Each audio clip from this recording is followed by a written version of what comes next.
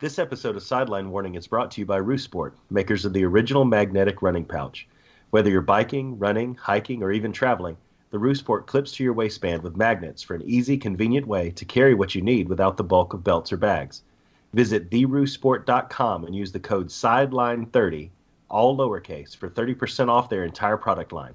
Again, that's theroosport.com, promo code SIDELINE30. And now on with the show.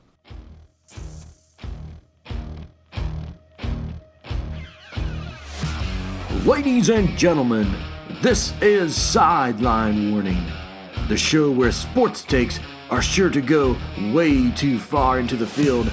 Here to recap this week's biggest and best sports stories are your hosts, Dave Adams, Ben Foster, and Adam Russell.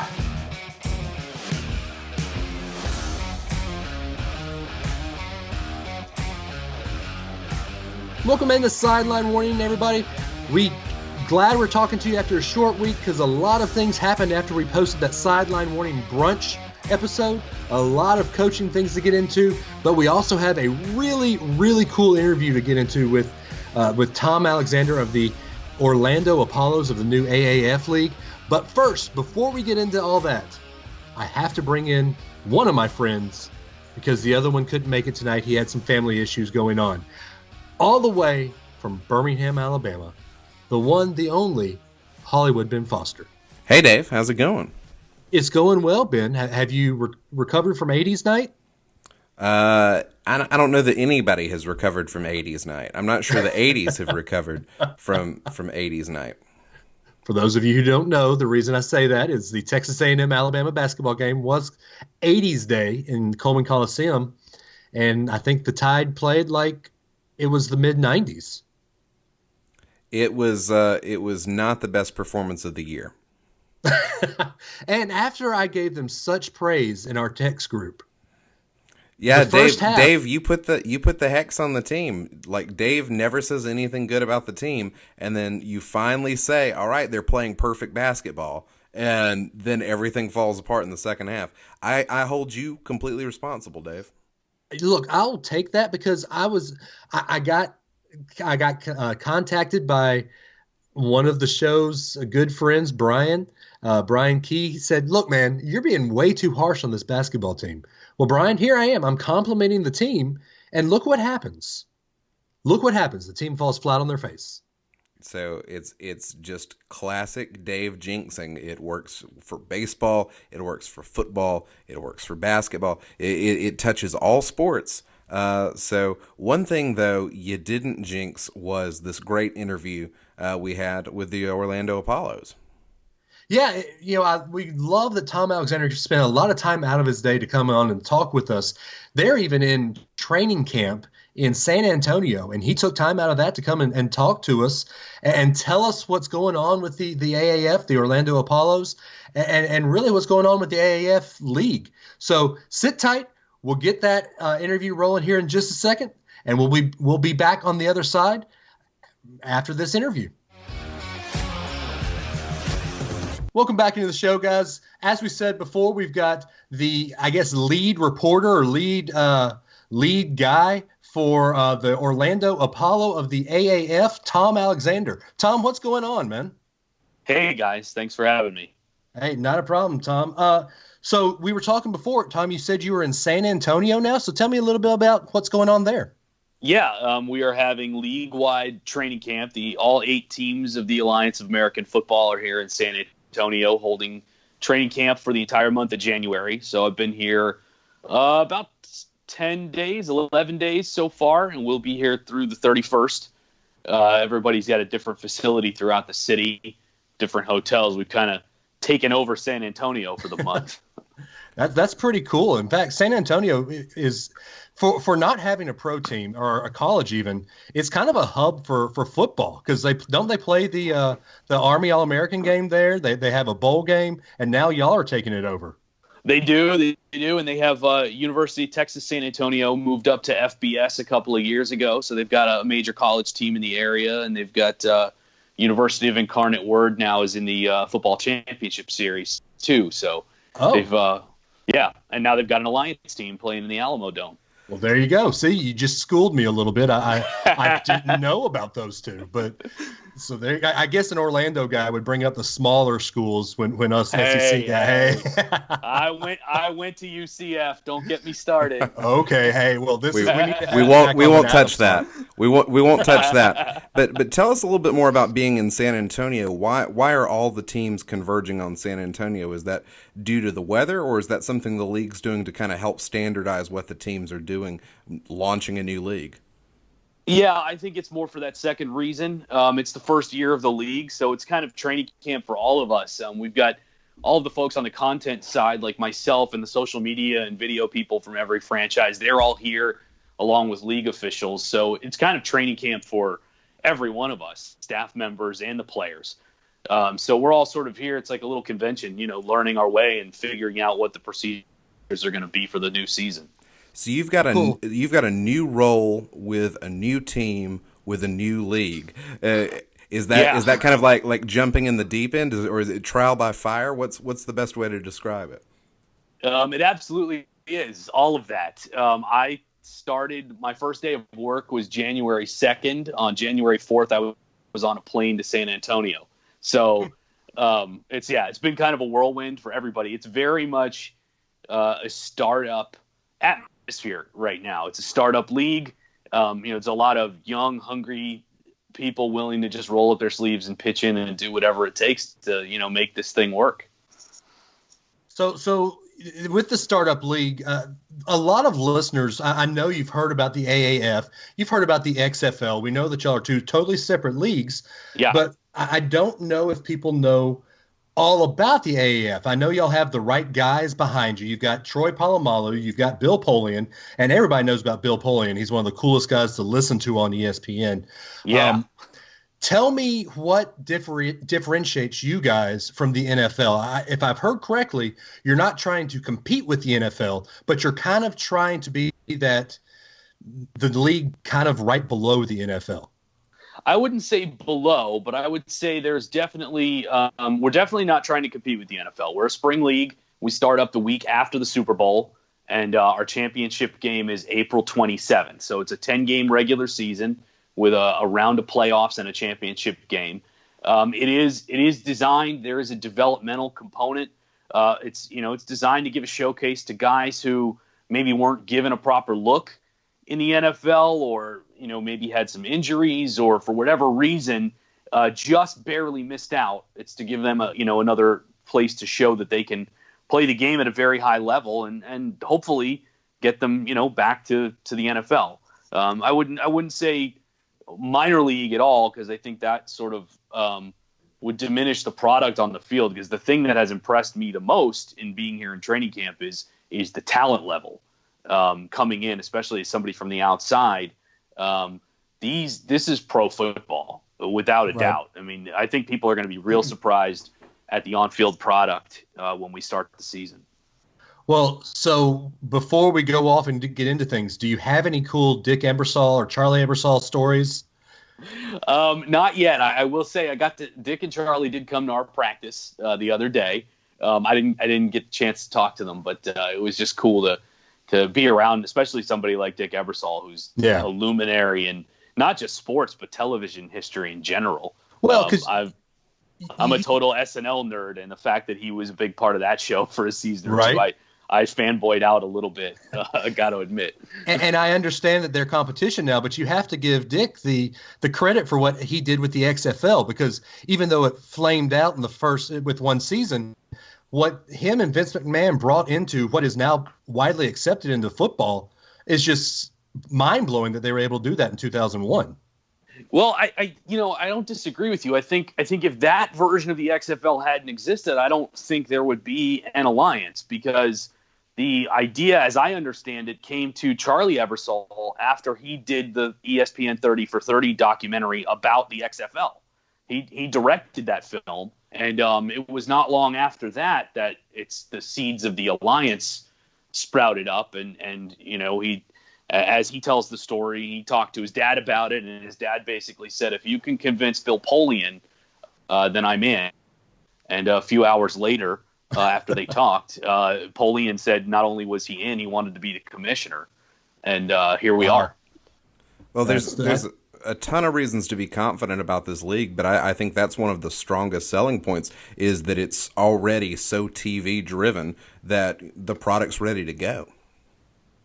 Yeah. I mean, you've got, like you said before, the pedigree of the people involved in this it's what drew me to want to work in this league. We're going to have opening weekend. We're going to have games nationally broadcast on CBS. And we'll have games on CBS Sports Network on cable throughout the season, and then the championship game will be on CBS nationally as well. That's great. So it's already got a lot of things going for it that other startup leagues in the past have not had. Yeah.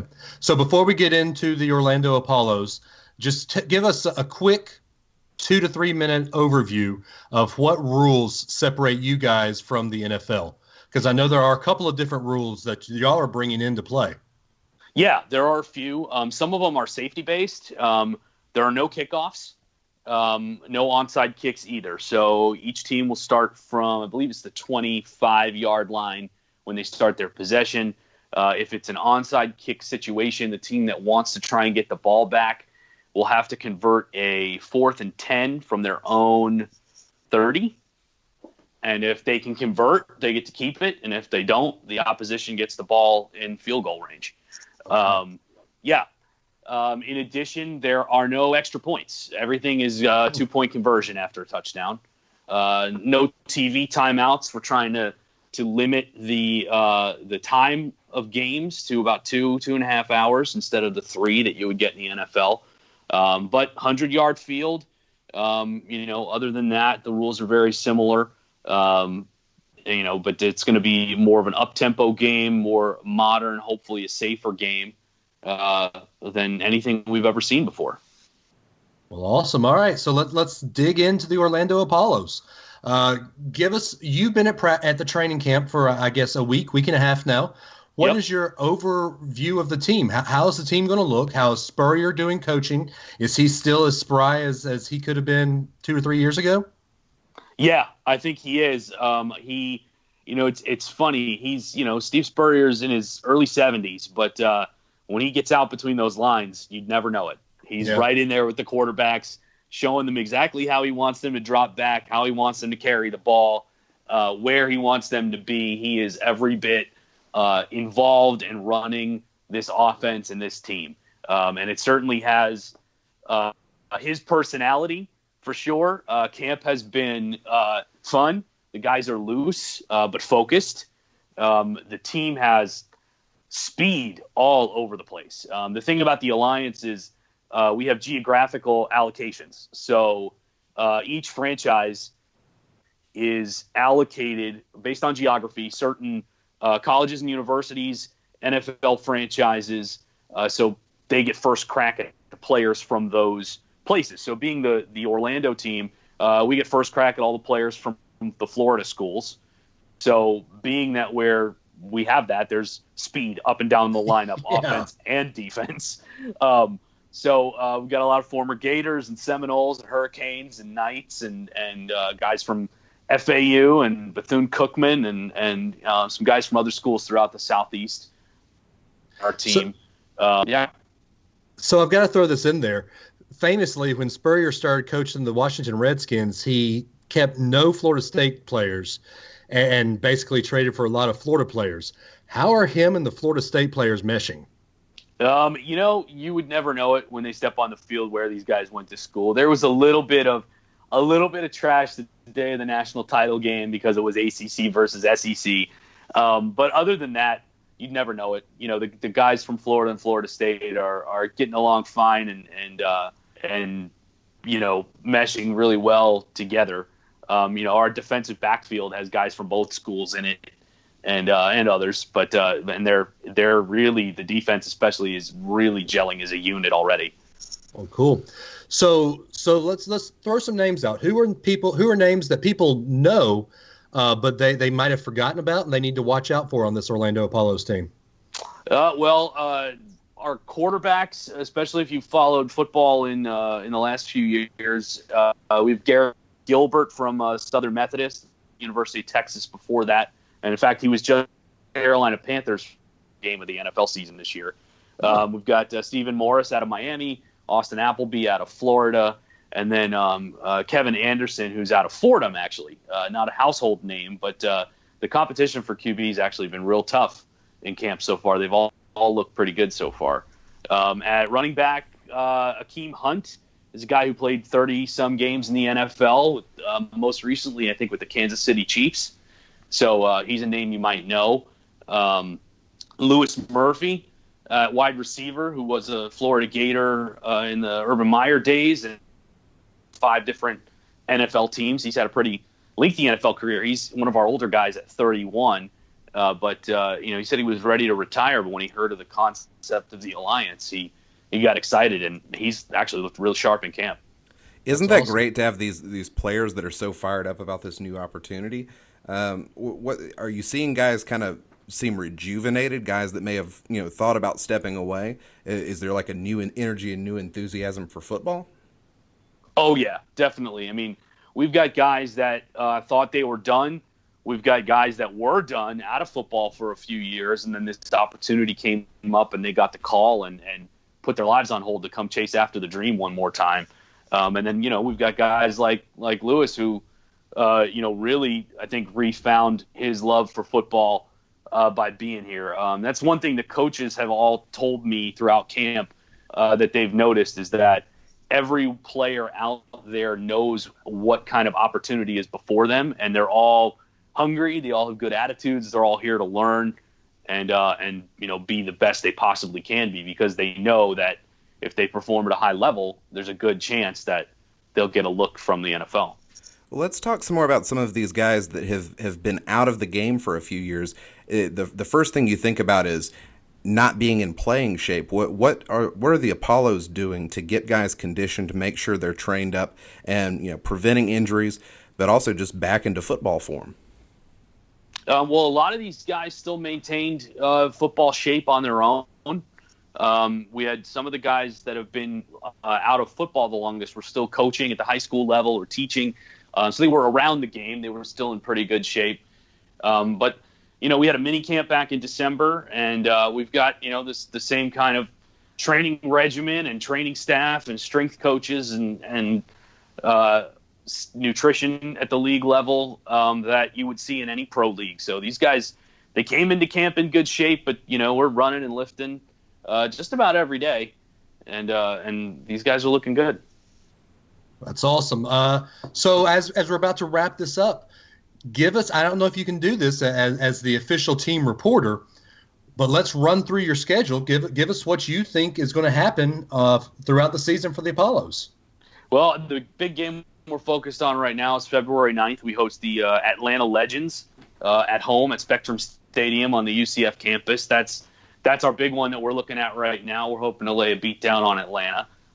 They've got Aaron Murray at quarterback and some Georgia guys and some SEC guys on that team. Michael Vick is their offensive coordinator, so we'll have our defensive coordinator, Bob Sanders, is going to have his work cut out for him maybe, but I think the son and gun, as we're calling the new system coach Spurrier installed, is gonna give them a run for their money.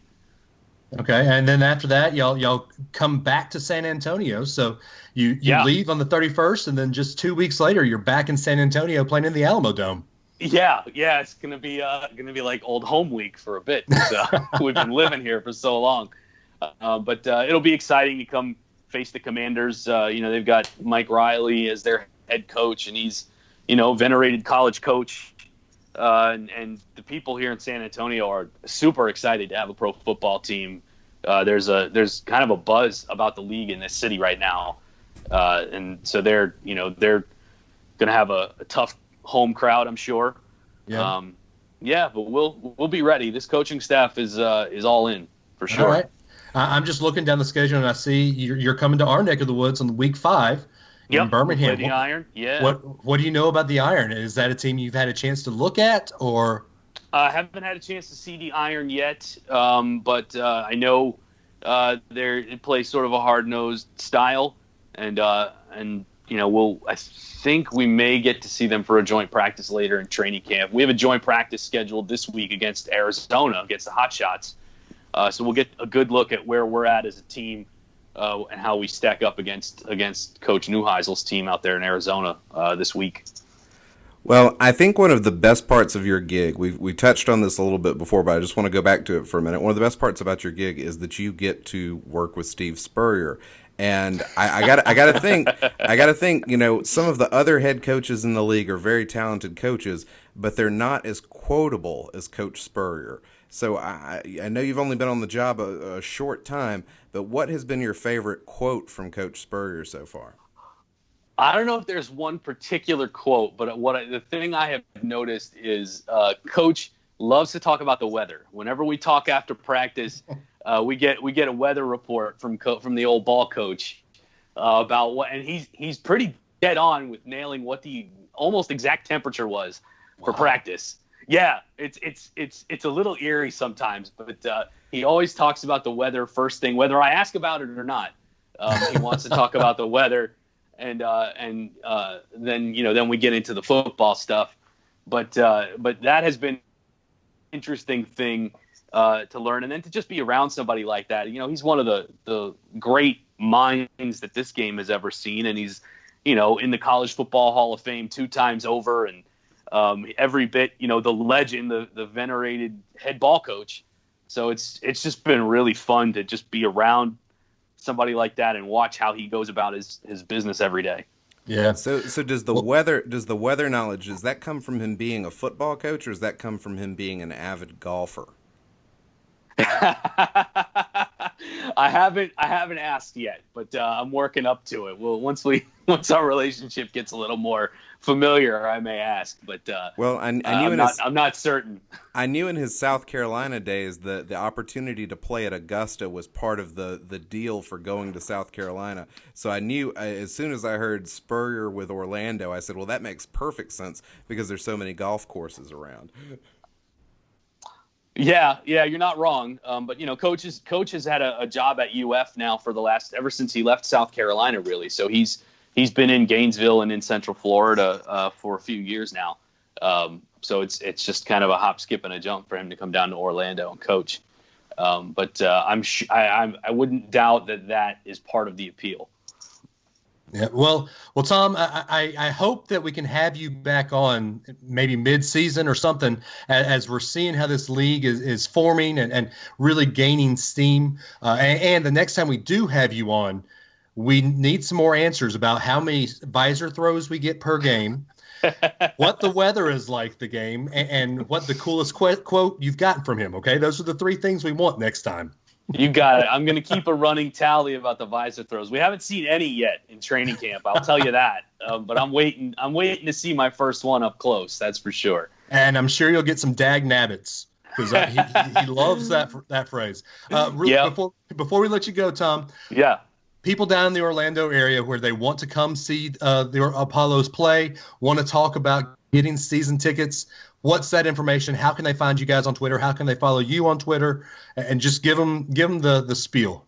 You can follow us on Twitter at AAF Apollos. I'm also on Twitter at the Tom Alexander.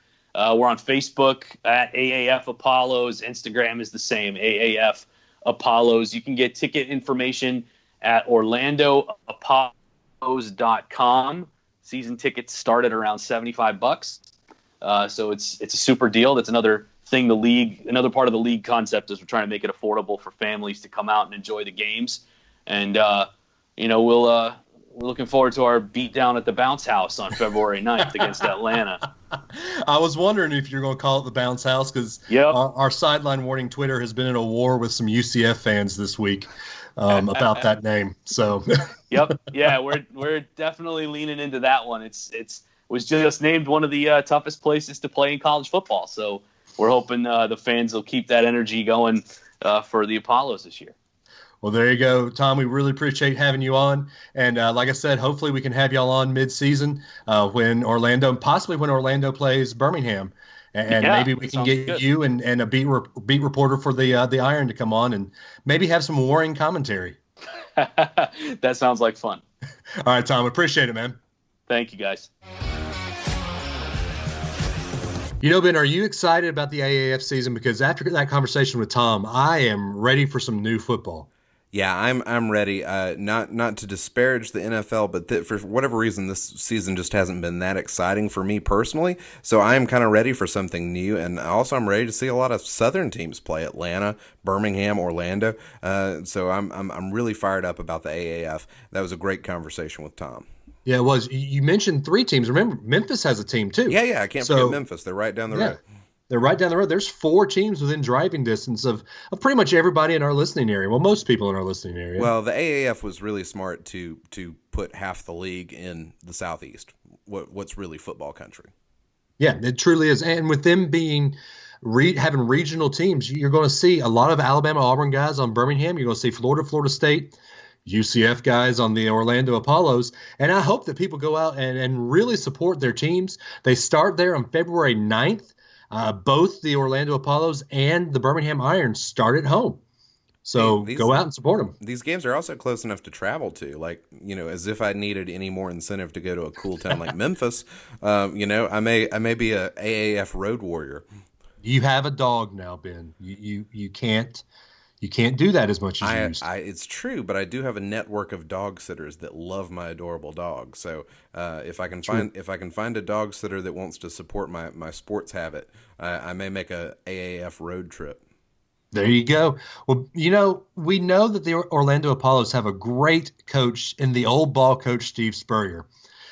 But after we recorded and talked about the Alabama coaching staff on the Sideline Warning brunch episode, rumor came in, and fact now came in, that Steve Sarkisian was back in Tuscaloosa, possibly interviewing for the offensive coordinator job. What is going on? Well, Are we going to have bad coaches? Well, what's going on is half the offensive staff's gone. But Sarkisian, Alabama had the most vanilla offense against Clemson that year, and it looked bad that Sark After Dark was coming back to Tuscaloosa. Well, in defense of Steve Sarkisian, he had a week to prepare. He's an offensive analyst where you have very specific assignments.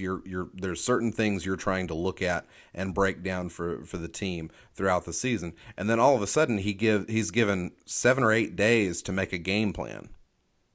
That's a quick turnaround. You were given the keys to a Cadillac that season, not the Lamborghini that was this season, but you were given the keys to a Cadillac, and you went grandma and ran 25 miles an hour down the interstate. Hey, look, Alabama barely lost that game. It's not like the most recent exchange with Clemson where Alabama got smoked. The game plan wasn't perfect, but it was pretty good. And I would think for 8 days to get out there with a freshman quarterback like Jalen Hurts that you're not familiar with, and you're having to call all the plays, and you're having to suddenly run the offense with guys that you haven't worked with directly. You may have talked to here and there, but you haven't worked with directly in an in-game situation. I think Sark did okay. All right. I'm just saying. Saban's gotten this program this far. Maybe give Sarkisian the benefit of the doubt.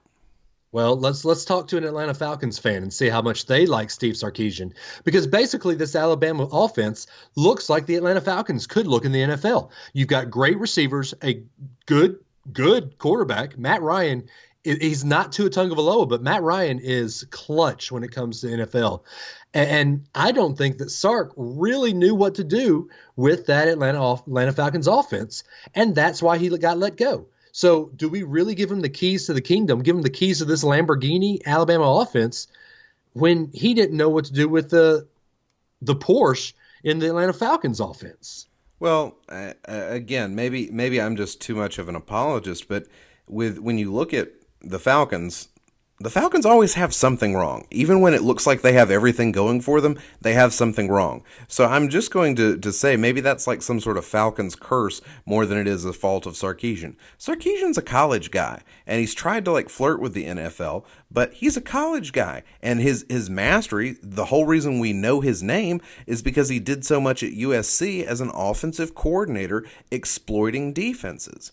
Now, granted, those were Pac-12 defenses. They weren't SEC defenses, but maybe this is actually a chance for Sarkisian to return to his element and focus on what he's really good at. Okay, I'll give you that thought. I will. That's the cause for optimism. I get it. There's a ton of Bama fans that are stressed out and they're disappointed and they're a little concerned. But that's my pretty picture I'm going to paint. That's a reason to be optimistic. Well, let me paint a picture that I think is what's happening, because Sark is in Tuscaloosa. Let's talk about that. Let's talk about why Sark was in Tuscaloosa. Josh Gaddis left to go to Michigan at the last minute. It looks like, and according to a Saturday Down South article that I read this afternoon, I sent to you, Ben, that Josh Gaddis just got done being yelled at by Nick Saban in one of a typical Nick Saban rants that we in the media know about, because I've said it in a Nick Saban press conference and was scared out of my mind because I was afraid he was going to yell at me if I asked the wrong question. So we down in Alabama are ready and understand that this Nick Saban blow-up can and will happen. But it sounds like Josh Gaddis just got done being yelled at by Nick Saban, and lo and behold, Jim Harbaugh calls him, and he basically says, yeah, sure, I'm coming. Yeah, but as I understood it, Gaddis was already planning to go to Maryland anyway. So he's already on his way out the door. And then it's just which door he's heading out. Not the door he changes. It's not the door to Maryland, it's the door to Michigan. Well, then there's another story that I've heard that Dan Enos has been saying the same thing. He doesn't like the time on the road. He didn't like the time away from his family as much. He didn't like to be around the nose to the grindstone guy that Nick Saban is. And that's why he hightailed it out to Miami. So let me throw a theory that I have why Sark is coming back to Tuscaloosa. I think that Nick Saban is surrounding himself now with coaches that know his style. Sark has been in Tuscaloosa. He knows his style. I've heard rumors that Nick Saban has reached back out to Kevin Steele to see if he'd be willing to come back to Tuscaloosa to help back with the defense. I've heard rumors that Lance Thompson is coming back. That there might be We're getting the band back together. We're getting the band back together. So I've heard rumors that Nick Saban is reaching out to his old staff that are either on, not head coaches or not, that are in a place that they can come back to Tuscaloosa. I have a theory, because Nick Saban doesn't like to go to these newer, younger, up-and-coming guys because they don't want to put in the effort that Nick Saban wants to put in. And so he's going back to, like you said, get the band back together with the formula that he knows works, and then go from there. I think Nick Saban knows he's on his last leg. I think that he sees the writing on the wall, because the game is changing to not be that all about football life that Nick Saban has grown up to live in the sport. So I think he sees the writing on the wall. So he's changed his mythology with offense. He's changed his defense. He's not willing to change his style of recruiting and preparation, the process, which I don't want him to change, but he can't find guys to coach in that process. So he's going back to his old band. Well, I also think there's a little different factor. When guys like this, Josh Gaddis was only in Tuscaloosa for 1 year. And when Josh Gaddis came in, the number one reason they said they were hiring Gaddis is because he's a heck of a recruiter. With a number of these new hires that came in the previous year, the chief selling point was he's a great recruiter. And that's understandable. Georgia had just recently beat Alabama out for the number one recruiting class after Alabama had that locked down for 9 years. So it certainly, you're looking at these chess moves that Saban could make. This past year, he may have overcompensated for recruiting and maybe didn't get the best X's and O's guys. I think Josh Gaddis is going to be in over his head at Michigan. Don't you? Oh, I truly do. Let me ask you this. Do you think that Nick Saban's putting a little bit too much into recruiting and then maybe getting too many guys on the field? So we've also heard that T. Martin was rumored to possibly come to Alabama, but he's gone on to Tennessee, to his alma mater, to coach with Jeremy Pruitt. Do you think that putting these offensive coordinators and defensive coordinators out on the field are maybe hurting some guys in the ego and say, you know what, I wanted to be the guy? Josh Gaddis was a offensive coordinator. So maybe he wants to be the guy. Okay, well, Josh Gaddis was not qualified to be the guy. He'd done wide receivers at Penn State for a while. I get that. He'd been there like 6 years.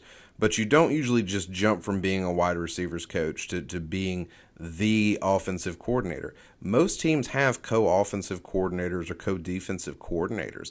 I don't think anybody's going to get super hurt about that. Everyone knows that even when you have these co-situations, there's one guy who's in charge of calling the plays during the game. And as far as I'm concerned, that's the coordinator. I get we had co-offensive coordinators this past year, but did anybody doubt this was Mike Locksley's offense? No. So titles matter, but titles also don't matter. You could have made everybody a co-coordinator or whatever. At the end of the day, Mike Locksley was in charge. It was his game plan, and it was his play calls from the booth that were coming down there to determine what this team did. Yep, I agree. I think that Mike Locksley is now going on and doing some good things up in Maryland. And I respect what Mike Locksley is going to do in Maryland. I think he did it the right way. He left the right way. But now there's some question about Butch Jones, because Butch Jones was spotted on an airplane to Baltimore, but now his name is kind of getting thrown around here with this Alabama job. Do you think that Nick Saban could keep Butch Jones on staff? Sure. I mean, he's just been an analyst, and you usually only do that analyst job for a year. And so it was, almost guaranteed that Butch was going to be doing something else. The question is whether he is going to be doing it in crimson and white, or if he was going to be doing it in some other color scheme. So yeah, it's not, it's no fault. It's no character flaw in Butch that he wants to go get paid more than $30,000. That's all these interns, these analysts are getting paid. They're just getting paid peanuts. And, he's going to go want to be a coordinator or a head coach somewhere again. So, yeah, if he wants to go work with Locksley, if he likes that, that's not a fault of Butch Jones. If there's a role he can play that Saban wants him to play in this offense, I'm going to trust Saban. So you don't think that the "in Saban we trust" thing is kind of getting a little old, and that Saban's way of doing things? Well, you're giving me that eye. But remember, yeah, I'm giving you that eye. Spurrier was like this in the 90s. But as time went on, his way of doing things kind of lost track, and he went downhill. I don't want to say the dynasty's over because we're getting all these recruits. But do you think that we're seeing the chinks in the armor maybe starting to show a little bit more than they were 2, 3, 4 years ago? Look, I just think a lot of people are surprised that Alabama's 2-2 versus Clemson instead of 3-1 or 4-0 versus Clemson.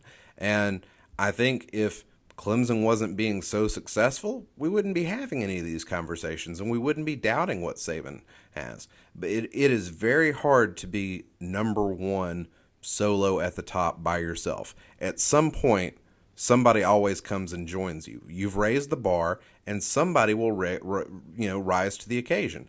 Alabama hasn't slipped. Clemson's just caught up and gained ground. And that's where we're at. Alabama is still great, and there's nobody that doubts that this is, the top tier of football. Alabama's got more guys going to the NFL this year, going into the draft, than they've ever had before. And that's part of the thing that scares me. Why do we see this mass exodus of people because Mac Wilson? Because they're talented guys who want to get paid. Hold up. Let's think about this. Mac Wilson probably needs another year of tutelage. Xavier Smith is not a good cornerback to come into the NFL. He's not a guy that you would expect to see go to the NFL. Deontay Thompson, he's good, but he fell off there towards the end of the season. The NFL is going to look at that and possibly give him a probably second or third round draft grade. I think that some of these guys would have better served themselves staying in school. So are we seeing this mass exodus of not only coaches, but also players leaving because it's getting to be a little bit too much? No. These guys are leaving because they have a chance to make more money than they ever will at any point in their lives. And they're doing it because they can. They can go make money, and they can keep doing what they're doing, and they won't have to go to class. That's great. Let's look at last year's the guys who went to the draft. Let's look. I'll give you the worst case scenario for somebody that went into the draft. I would say is Tony Brown. Mm-hmm. Crazy Tony. Crazy Tony Crazy Tony doesn't get drafted. He gets picked up by a couple teams, Chargers, Packers, and he then fights his way onto a roster. He's going to make the league minimum for the games he played in. That's still more money than any college student made last year. Then, on the other hand, you've got the guy that stayed, Damian Harris. Did Damian Harris hurt his draft stock this year? I don't think so. Come on, Dave. No, here's why. I think that teams saw the level head he has on, and I think he's going to go into the combines because we know he's going to get invited to the combines. I think he's going to go into the combines and just shoot himself up with the draft status. I hope so. I hope so. I've seen people project him as a first to second rounder.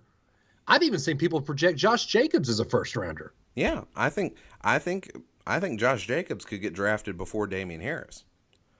I think that Damian Harris did not improve his draft status by staying for a senior year. I think in the best case, he held serve. He probably took himself down a few notches, to be honest, just because he had to split time with two good running backs, and he just wasn't as dominant as he was last year. I think he's actually very well fit for the NFL. So I'm not saying he's not an NFL guy, but I just think that we've got talented players. These guys are coming off of number one draft classes, and they want to go get paid. I don't think we should fault them for that, and I don't think we should read into it that, this is, people fleeing some sort of sinking ship. Alabama's going to be one of the 5 best teams in the country next year. Oh, I'm not doubting that. In fact, I say that Alabama would be one of the top teams in the country for the next at least 3 years, looking at this recruiting class coming in. That I know you don't pay much attention to recruiting, but Alabama's got a massive recruiting class coming in that could be better than any class that's ever been signed at Alabama. Yeah, and I think some of these guys, they kind of hear footsteps. They know that there's talented guys coming behind them that could start as freshmen. And they also know there's some guys that were freshmen this year that didn't play that are now going to be tuned up to play. And they go, oh, man, I'm going to lose playing time. And I'm healthy. I'm good. I can make my money now. I do think that was Savion Smith. I think that's why he left. Well, it's also, Smith was the one that got injured in the national championship game, right? Right. If you're sitting there thinking, you're like, oh, man, that could have been my career right there. You have that brush with death. you start living differently. So I don't fault these guys. And also, I think, I agree with you that Mack Wilson probably could benefit. He's still kind of a raw player in a lot of ways, but also, sometimes with a team, there's addition by subtraction. I like Mack Wilson, and I've been a big fan of his. But there's been a lot of people that have been really down on how Mack Wilson played this season, just because he's kind of all over the place, missing some opportunities, and sometimes losing a key piece of that defense can hurt your team, but also sometimes it can improve your defense because those guys are moving on, and you're able to get some guys that are a little bit more focused on doing the job the right way. Yeah, I agree. I think Mack might be one of those guys that it's going to hurt to lose his rah-rah ability, if you know what I'm saying, on the sideline. I think that he was a great team guy, but when it came to between the white lines, I think Mack did lose a little bit of mental capacity. I think we know Mack mostly for his big hits, but when it came to coverage stuff, I don't think Mack Wilson was the guy that you want to lead your team on the defensive field. What did he call himself on Twitter for the longest time? Oh, I can't even remember. Maserati Mac. That's one, a little too flashy for Saban's taste, and 2, a guy who's thinking about getting paid. He's got an opportunity to get drafted. He's going to go get paid, and he's going to buy a Maserati. That's fine. That's like, this is America. Like, go do that, Mac. But let's not read too much into that and worry that this is like the beginning of the end for the team. Not saying it's not, but I think things are a lot better off than some people are worrying that they are. Well, you know what's not the beginning of the end? Our relationship with the great folks there at Rue Sport. You were looking at me. You were wondering where I was going with that, didn't you? I knew exactly where you were going. That's why I was smiling. So guys, if you've heard us talking about them every week, www.theruesport.com. It's this great belt that just attaches to your shorts without a big belt. It's just a little bag. It's got magnets, clips to your waistband, and you go running. You keep your phone, keep your keys, keep your gels. You don't have to use it for just running. Ben uses it out at festivals of all the music things he goes to. Yeah, if you're going to be outside, if you're worried about stuff falling out of your pockets, if you just want to be a little bit more comfortable, the Roo Sport comes in handy. I am now that I've got a puppy, I am about to try the Roo Sport to hold dog treats and keep a few extra little dog related things, like bags and that kind of stuff, close at hand, but not keeping my hands full while I'm out walking the pup. The Roo Sport is great if you're running, but it also can work in a ton of different opportunities. Just when you got to keep up with your stuff and you don't want to have things clanking around, you don't want to wear a fanny pack. We already, like we said at the beginning of the show, we wrote off 80s Day, so we're not going to wear a fanny pack.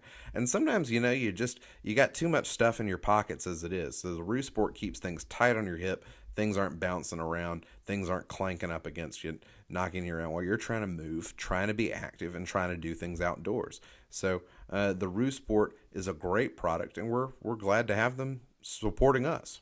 Yeah, we like to tie ourselves to really good things. We really do, except Bama basketball. They had to get that jab in there. There we go. They really do a great job of supporting us too. They're supporting the Sideline Warning fans by giving you guys 30% off. You've heard us say this every week, but use the code Sideline30 on their website, www.theroosport.com. Get 30% off your entire order. And they've got more than just the pouches. They've got those power banks. They've got the Roo Lounger. They've got a bunch of stuff there to help you prepare yourself to go running, prepare yourself for whatever life throws at you, really. You can live a Roo-tastic life. You really can. And look, birthdays are coming up. My birthday's in April. If you want to get something from Roo Sport, send me a birthday present. Adam and I are running the half marathon down there at Disney. If you want to give us a half marathon present, Roo Sport. It's there for all occasions. All right, Ben, we got to get into it. We got to talk Texas A&M, Alabama. Yeah, that was pretty rough. I'm not going to pull any punches. I normally try to be super optimistic about Alabama basketball, but this loss really stings. One, because Texas A&M, by several measures, could be the worst team in the SEC. And to have them come into Coleman, this is one that you really need to count in the win column, and then it doesn't go Alabama's way. It comes down to a final shot by Starks, who was had his heart broken last year by Colin Sexton, and then he breaks the Alabama hearts this year. I think Chris Stewart on the radio broadcast said that it was like having our hearts ripped out by Starks, and so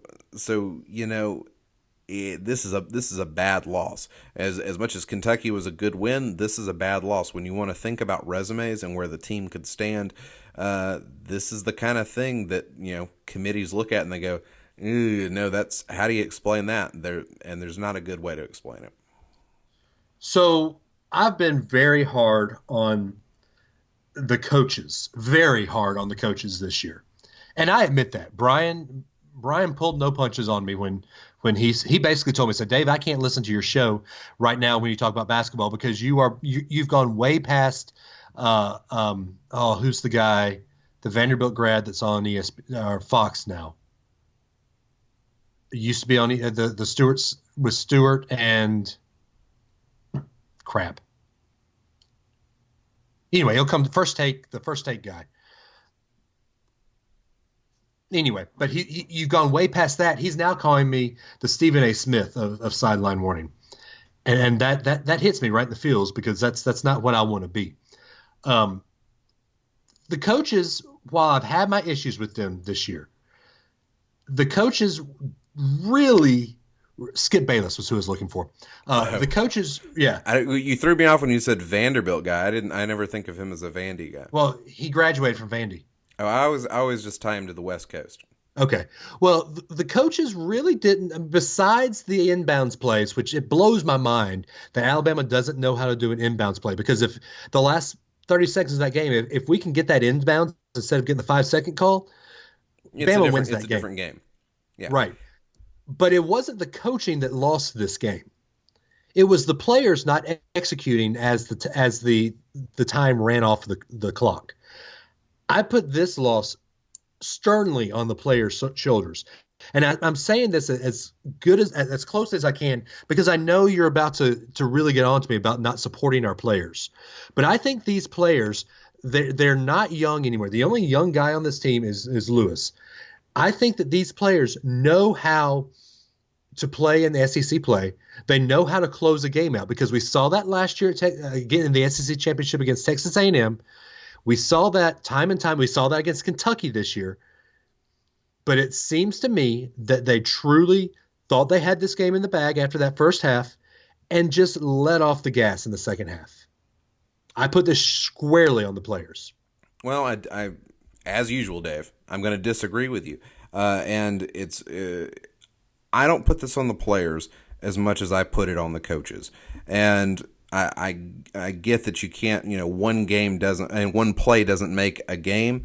But right now, the inbounds play completely killed, Alabama. Alabama played a cruddy second half, and the inbounds play killed any kind of momentum the team was trying to wrap up there in the final minute of the game to put the game away. And, in the tech world, when you're talking about like a new app or a new piece of software, and something seems to go wrong, the tech guys like to ask the question, is it a bug or is it a feature? And the lack of an inbounds play is a characteristic of all of Avery Johnson's teams.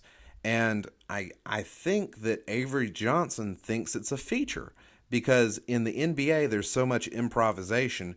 You don't often run set inbounds plays. Maybe you do a really critical one here or there, but a lot of times the inbounds plays in the NBA are, one, just taken for granted and the defense lets off and lets you inbound the play, or they're completely improvised. And I think too often Avery Johnson thinks that's a feature and lets it go, where this is college basketball and it's a bug to not have an inbounds play after working with the team for 4 years.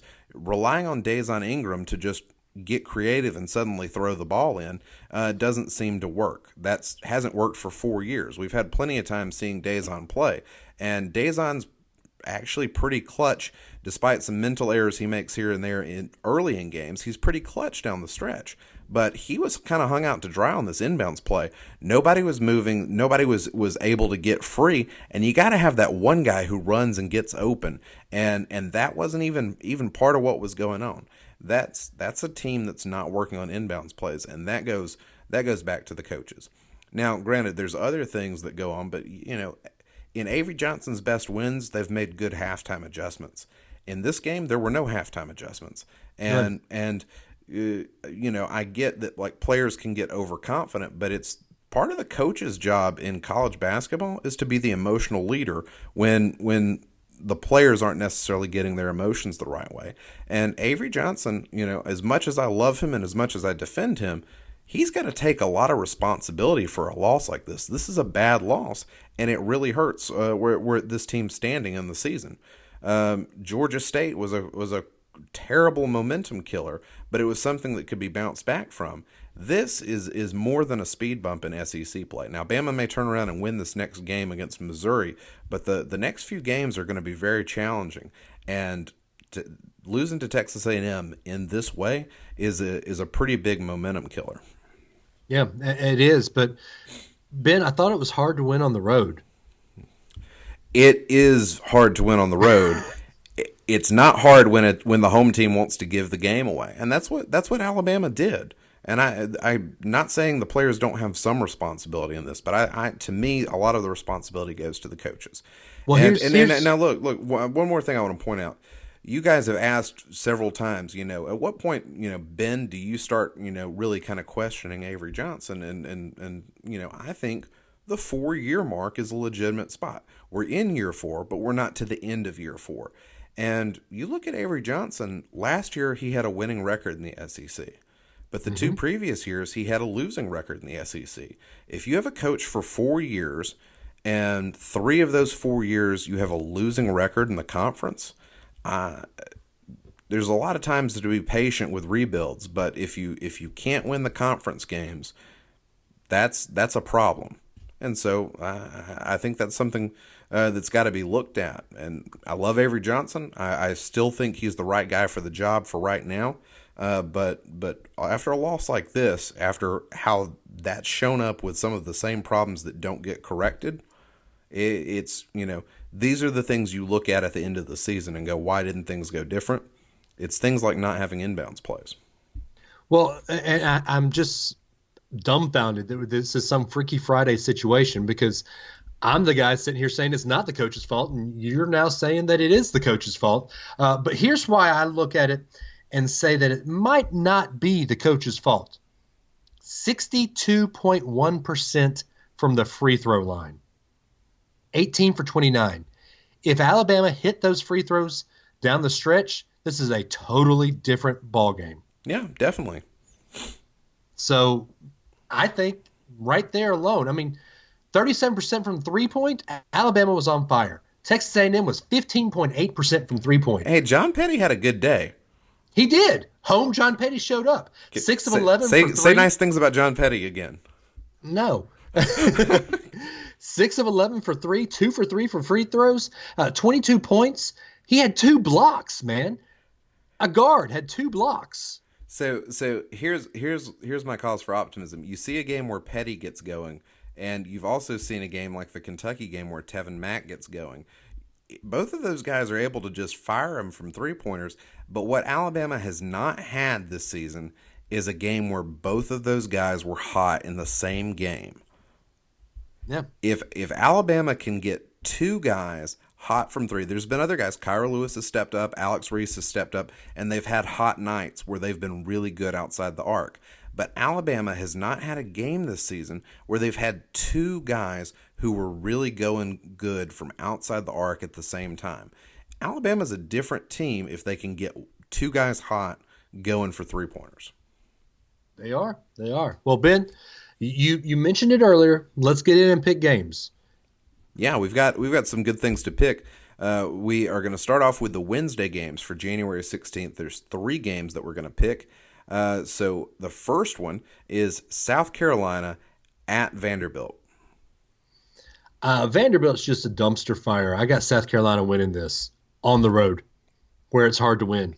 Where it's hard to win? Well, it is hard to win in Nashville because of the weird court. And Vandy's got some talented players, and I'm going to trust the Commodores to pick up the win at home. You're picking against Frank Martin? I am picking against Frank Martin in this game. Okay, it's your funeral. My funeral. Next. Well, this one, Dave, I actually think it's possible we could both agree here. At the same time, 7 p.m. tip-off is number 14 Auburn taking on Texas A&M. This game is in College Station. Auburn's on the road? Auburn is on the road. I think the fat coach will find a way to win on the road. Yeah, I think Auburn, unlike Alabama, is not going to lay an egg against A&M. So I am going to take the Tigers and pick a road win. Hey, Ben, before you go to the next game, we're recording on a Tuesday night, right? Yes, sir. Do you know what's going on right now? Yeah, I think there are actually a few games going on. And LSU is on the road at what used to be the Tad Pad. LSU's winning on the road. Yeah, Mississippi State's in a horrible funk right now. That's Ole Miss. Mississippi State's in a funk. Ole Miss is going crazy, winning. LSU is winning at Ole Miss. The Tad Pad. LSU's winning at Ole Miss. I thought you said Mississippi State. No, at the old Tad Pad. Well, they've got a whole new arena. I know, but still, it's fun to say Tad Pad. Okay. Well, just that other road. I mixed up my Mississippi's for a moment there. Well, I didn't say road wins don't happen in the SEC. I just say that they're hard to happen, and LSU's a good team. So anyway, all right. Next up, we got the Wednesday night game. It's Alabama on the road at Mizzou, and you gotta throw a score my way. Yeah, I'm going to say Alabama wins on the road just because I want to have 3 road wins. Uh-huh. But it's going to be close. I'm going to say 68-66. Ooh, so winning a close one. You think Alabama's going to win a close one on the road? I Uh, do. I think Missouri has got some flaws. Of the road games Bama plays, this is going to be one of the better opportunities for Alabama to pick up a win. However, I'm still kind of bearish about things. I'm going to pick Mizzou at home, and I will take them. Let's say 82-76. Okay. All right. Let's see. I think I have got to pull up some games for Saturday. All right. So Pull we'll them go ahead up. and get the Saturday games. Florida travels to take on Georgia. It's not exactly an outdoor cocktail party, but it is a pretty good basketball game. It's on CBS. What do you think with Florida on the road facing Georgia? So Georgia's not good, are they? Yeah, Florida. Georgia. Georgia, I honestly, I think Georgia and A&M are kind of in a race to the bottom, despite A&M coming off a win against Alabama. Yeah, and Florida played pretty well against Tennessee in Knoxville. So I'm going to go with the hard to win on the road Florida Gators.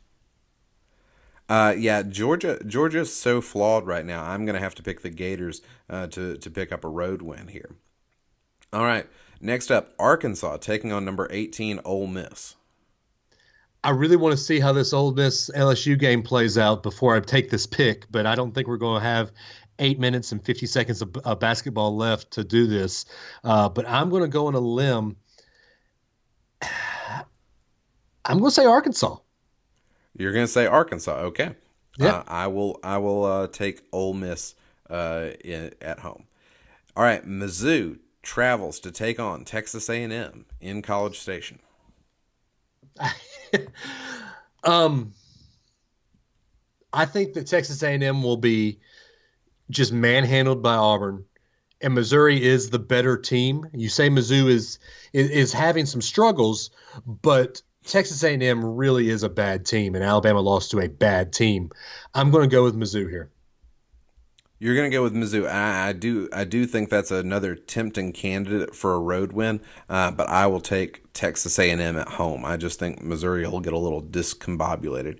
All right, here's a good matchup. It would be number 12 Kentucky at number 14 Auburn. I think the blueprint to beat Kentucky is out there. I think Auburn knows that blueprint, and I'm going to go against what I normally do. I'm going to pick the home team. I'm going with the fat coach. I think that both teams have actually shown the ways they can be exploited. It's just a question of who's going to be better at doing it. And in this particular case, I think there's a little bit of an advantage for Auburn. So I'm going to go and take the Tigers over the Wildcats. All right, South Carolina travels to take on the Fighting Tigers from Baton Rouge, LSU. I can't pick the road team on this. I've got to pick LSU.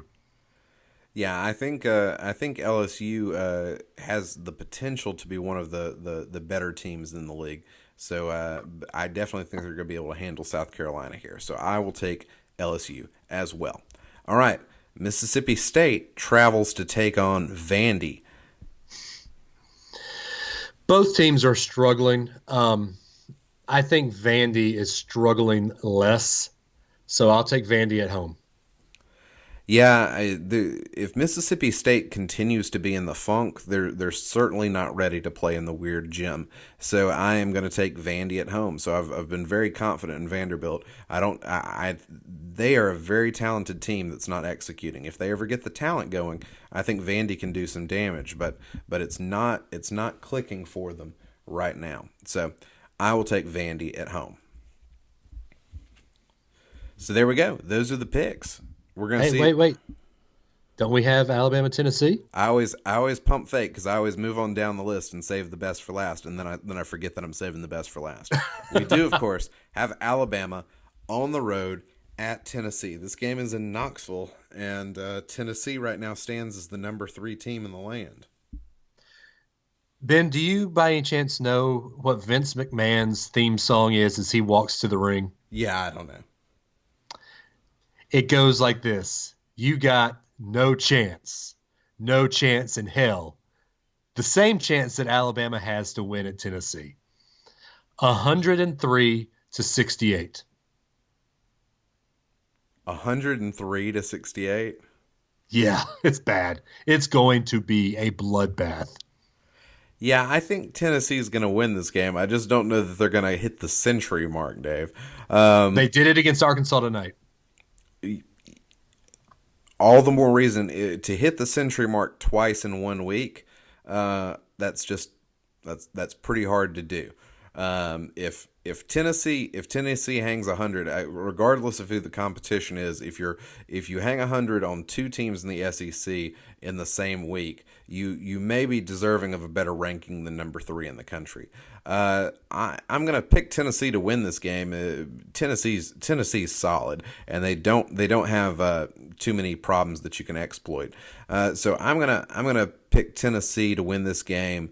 Let's say 87-78. Okay. Well, there you go. There's our picks. And now, Ben, you can go with your sideline warning. Well, we've been talking basketball, and it's been a negative episode of basketball across the board because even there's some things I can't put my crimson colored glasses on. So this is just my plea to Bama basketball fans. Don't quit on this team. There is still a lot of basketball left to be played. Support the team. Keep showing up. Ole Miss has made some big moves so far. They may be having some trouble at the moment against LSU, but they will likely roll into Tuscaloosa after these two road games as a ranked team, and that is a big opportunity for Alabama to make a statement and to point this season in a different direction. So don't quit on this team. Be optimistic and stay focused and supportive. The time for like serious negativity comes at the end of the season after we see what this team really accomplishes. So hang in there, Bama fans. Be positive. Keep showing up and keep being loud because we need this team to win.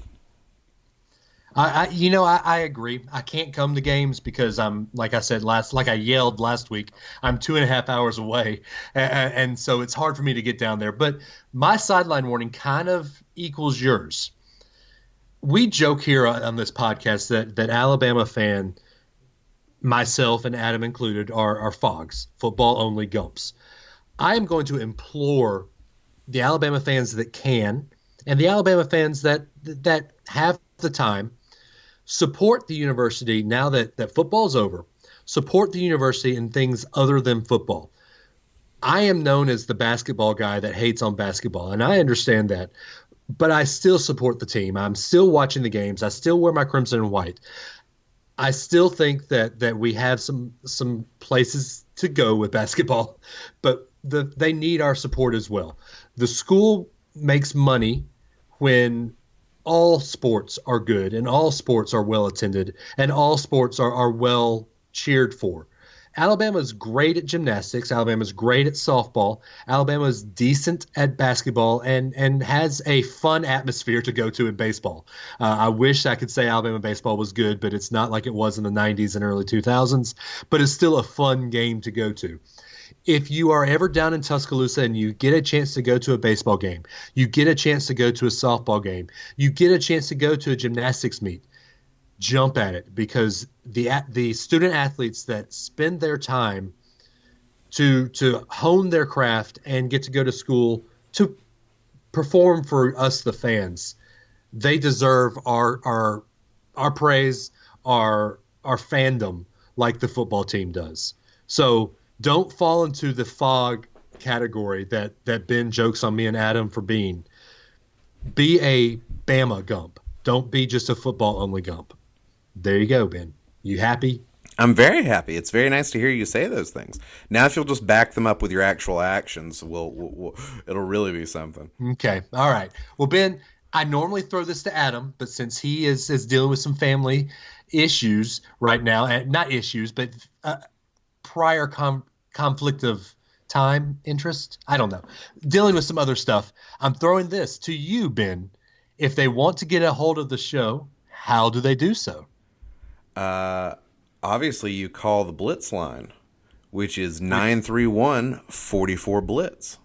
As Adam says, you will hear you hear a couple second spiel, and then you'll hear our call Sideline Warning, and then leave us a message. It works just like good old-fashioned voicemail. Leave us a voicemail. We'd love to have you on the show. We'd love to have you join the conversation. And, we always need new perspectives and new things to talk about. So please don't just think it has to stick to Alabama. Obviously, like in this episode, we talked a good bit about the new AAF league. So if you got questions about that, if you got thoughts on that, or anything else you want to bring into the mix, call us on the Blitz line or hit us up on the socials.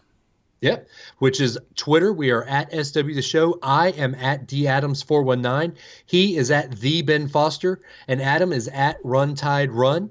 Adam's the easiest to find on Twitter because he's always picking a fight. So my gosh, he's stirring up some trouble. If you search UCF, you're probably going to find one of Adam's tweets because there's been some fun Twitter battles with him and the UCF fans as of late. Yes, if you want to see some fun, just search Bounce House and Sideline Warning.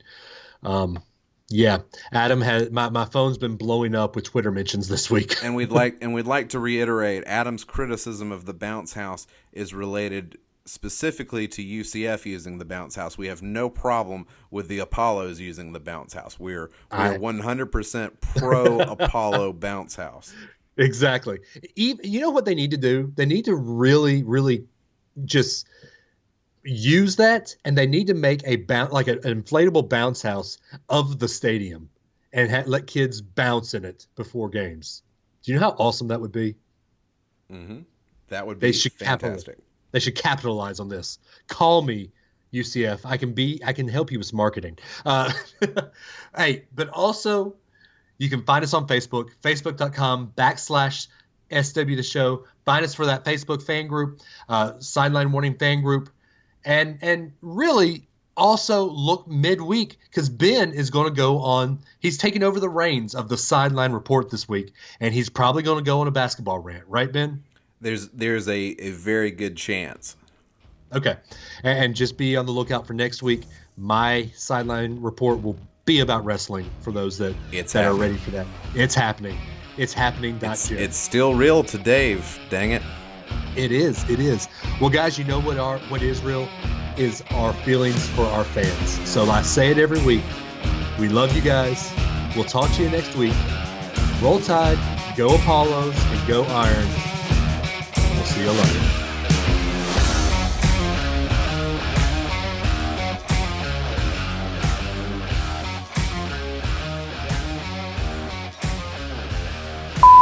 And we're out. There we go. Boom shakalaka.